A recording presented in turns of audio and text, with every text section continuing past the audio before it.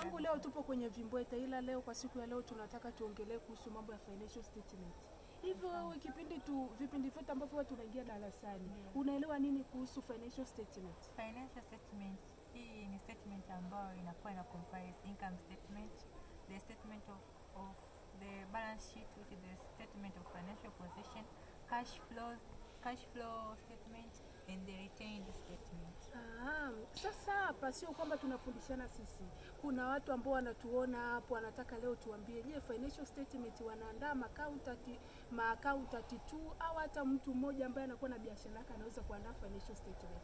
Hebu waambie hao wanaotutazama na sisi waweze kujua, je, financial statement anaandaa accountant tu au hata ukiwa na biashara yako unaweza kuandaa hizo financial statement?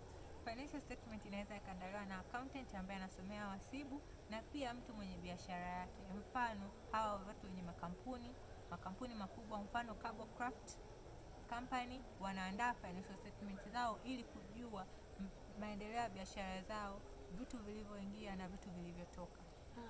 Shukrani sana. Sasa watazamaji wetu na wasikilizaji wetu, karibuni. Kwa siku ya leo tulikuwa tunajifunza kuhusu financial statement.